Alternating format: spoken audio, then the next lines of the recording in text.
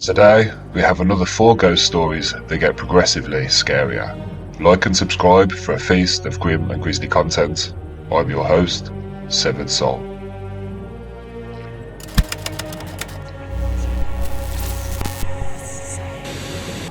Haunted Rifle by Reddit user Silent Cycle 8689. I'm new to this subreddit, but I have quite a few stories to tell. I seem to be a bit of a magnet to this kind of thing, and I don't know why. Here's one of a few. I was 15 at the time of this story. My brother was about 20. Sorry if the story feels like it's bouncing around. Writing was never my forte. So my brother used to own this old rifle. It was a Mosin Nagant. Made in 1936, it was used by the Russian military in World War II. Now it didn't take long for things to start happening. I'm talking day one, night one. So he gets the rifle home. We're both nerds about history. So we're examining the rifle, looking for marks, etc. Later that night, I was trying to fall asleep. I had my bedroom door cracked open slightly, when suddenly I saw a shadowy figure walk past the door towards the bathroom. Now I'm a very logical person, even back then, so straight away I presumed it was my brother had got up to use the bathroom. But I never saw the light go on, and I didn't hear the extractor fan start up. So I waited for a while, then got up and looked in the bathroom. Nobody was there. So I went to my brother's room, and there he was, gaming away with his headset on. He claims he'd never gotten up. Now this was just the start of it. As the summer kicked on, and school was out, a whole lot of creepy things started to happen in that house. I swear, in the middle of the night, it sounded like someone with big boots on was marching through the kitchen. We would find the kitchen cabinets had been left open. Sometimes we would even witness them opening, and we'd hear them slamming shut. If you were watching TV late at night, it would often feel like someone was right on top of you. Such a really heavy, oppressive feeling. I even had things thrown off my desk. I had this one toy tank that was sat on my desk, but I'd always find it across the other side of the room against the wall, and I'd often come into my room to find my bed all messed up. Now, most of this happened at night, or when nobody else was home, but we all had encounters with that shadow figure. We all heard the marching footsteps and the cabinets slamming, but I was the only one with the messed up bedroom. Now, one last thing, my sister, who was 12 at the time, always seemed slightly sensitive to the paranormal. If we ever go somewhere that's supposedly haunted, she could tell you who died there and how they died before the guide even gets a chance to tell you. She absolutely refuses to touch that rifle. She was adamant that we got rid of it. From day one, she said there were 3 different spirits attached to that rifle. One was the spirit of the shadow figure, which seems kind of obvious now. One was of a female soldier who didn't even know she was dead, and the third was of a child who somehow didn't quite seem like a child. Now some of this part is a blur, but according to her, she would often hear the little boy running around in my bedroom. He would jump up and down on my bed. He would do this whenever I left the house. Apparently because he was happy that I'd gone. According to my sister, he spoke to her once. He told her that I reminded him of a soldier from his village, and that I was a bad man. I still remember what she looked like. I remember it all. By Reddit user Lady Kryptonite. It was 1998. I was 8 years old, and I was visiting my dad's childhood home. The town where he grew up was so small that you could drive through it within 10 minutes. I still remember the smell of steak from the family-owned restaurant, the sweet smell of cookies from the bakery, even the cigarette smoke from the hair salon that my grandma used to run 15 years earlier. The house had to have been built in the early 1900s. The floors creaked, and there were vines all over the front of the house that my dad wanted to get rid of, but my grandma liked them. She said it gave her some privacy. My brothers slept in my dad's old room, which was primarily blue. I remember the Chicago sports team posters all over the wall. Edges torn and frayed from time and occasional water damage. Out of the two remaining rooms, I took my grandma's linen room, and my parents took the spare bedroom downstairs. I remember the room being frilly. White frilly curtains matched the white comforter on the bed. A sewing machine in the far right corner, in front of the window where she would watch my dad play in the backyard when he was younger. My dad playfully whispered, "That's the haunted room." My dad was, and still is, a jokester. I remember scrunching my nose at him and putting my suitcase on the floor in front of the bed. Little did I know, he wasn't kidding. That night, I remember falling asleep easily. My biggest worry was that I would wake up in a puddle. From my 4-year-old sister, who was sharing the bed with me. I remember waking up in the middle of the night and looking around. Everything was dark, except from the dim light that came from the bathroom down the hallway. The shadows from the sewing machine hit the wall and looked like box cars. I turned over to face the left side of the room, and that's when I saw her. Initially, I thought it was my mum. A silhouette of a woman was standing in the doorway of the room. She was wearing a white dress. My mum didn't wear dresses, not even a nightgown. She had long, fine hair. My mum had the typical, fluffy 90s look, cut at the shoulder. I quickly realised this wasn't my mum, and panic set in. She was all white, skin, hair, dress, everything. I remember she had a subtle glow about her. She was leaning on the doorframe, watching us sleep. Her head was tilted to the side, resting in her right hand, which was being supported by her elbow against the frame. I wasn't scared. She was terrifying, but comforting at the same time. It was like she was watching her own children sleeping, lovingly. I remember closing my eyes and praying she wouldn't come near me, and she never did. The next morning, I went to the kitchen where my grandma was already up making us breakfast. Waffles with several different syrups and a huge bowl of assorted fruit. I didn't talk or eat much for most of breakfast, and my dad definitely took notice. After a few minutes of coaxing, I finally told him what I saw. He immediately looked at my grandma and said, "Ha, I told you." Appalachian Horror by Reddit user No Preparation 1870. I figure the best way to start this is by stating that this is a series of events that I have experienced throughout my 27 years of living life in the Appalachian region of rural southwest Virginia. Some have just been feelings, while others have left me unable to be outside after dark. Which, as some of you may know, is something you never do when you live as deep in the mountains as I do. First, I will go back as far as I can remember, to when we first moved into the house that we currently still live in. In the grand scheme of things, our house really isn't that old. If I remember correctly, it was built somewhere in the 60s or 70s, so it's really not that old. We started to experience things as soon as we moved into the house after my grandparents had purchased it.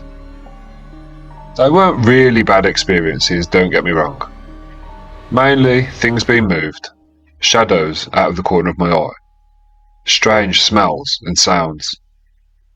But nothing I would call scary, just strange. My mother and father had moved a trailer onto my grandparents' property around that time. And my mother, unlike my grandmother and myself, is very much a skeptic. I vaguely remember her always brushing it off whenever my grandmother would mention the strange smells or anything else that would happen around the house. That was until one day when she was at the trailer by herself. My brother and I were at school. My grandmother was at work, and my grandfather was more than likely in his recliner in the house. Something I should mention about where the trailer sat at the time and the land that we owned around the house. We own a few acres of land with a creek running about halfway through it. The creek split the land that we lived and worked on from land that was almost entirely mountainside. The trailer was sat at the very edge of the property by the creek, and there was about half an acre of land between the trailer and the house. My mother, who was home alone, started to smell a man's aftershave. You could potentially put that down to be my father, except he didn't wear any fragrances. Not that he didn't like it, it's just that kind of stuff never really smelled very good on him. My grandma always used to say, nice smells always seem to rot on your daddy, even when he was a baby. So it wasn't my father. And my grandfather was in the house at the other end of the property, so she just couldn't work out where this clove-like smell was coming from. Objects being moved, the smell of a man's aftershave, all of it. Finally, and I don't know what prompted it, but my grandparents decided to get the wiring checked on the house. It turns out that the house had been wired using the same wiring that they used in the coal mines, and most of it, if not all of it, was unfit for purpose. Bizarrely, once all the wiring had been changed, all of the strange activity around the house just stopped. My grandma still says to this day that the previous owner was looking out for us. Now, I'm going to skip forward a few years. By this time, my mother and father had got divorced, and custody of me and my brother had been passed over to my grandparents. I was still at the age where playing out in the dirt and the creek was about all the fun a southern child could have. I made myself a little place across the creek in a thicket to play in. It was a good, quiet place for a child to play, and it was good for a while. That was until I started to get the feeling that I was being watched. But it was different to just being watched. This feeling I got, even as a child, was not a friendly or welcoming sort of feeling. I never found out what it was, and I never went back to that spot that I used to play in. Even approaching that area that I used to play in gives me a sense of dread and apprehension, and I can't explain it. A few years later, my little brother and I had moved in with my mother and her new husband. I wanted to decorate my new room, so we went to the local flea market, where I bought a clock and a new painting to hang up on my wall. Now, I should mention, before these items entered the house, everything was perfectly normal. But afterwards, doors started opening and closing on their own. My cat refused to leave my side, and items would just randomly move. My possessions would go missing, only to appear in other rooms. I suffered with sleep paralysis. I'd see tall, dark shadows moving out of the corner of my eyes, and I'd hear voices. It was just an awful time in my life that I'd never want to revisit. I distinctly remember one night lying in bed with my cat. My light was on, and my CD player was blaring my music. Usual teen things. Then, out of nowhere, I felt something kick my bed. I should be clear, I'm not talking about a light kick where somebody's trying to get my attention. This kick was hard enough to move my bed a few inches across the floor. There were nights where I'd be laying in bed with my door cracked slightly open, because I had a fear of the dark and I had no windows in my room. I'd be laying on my side, so I was facing the door. Something to note about me is that my vision is terrible. Without my glasses, I can only see a few inches in front of my face.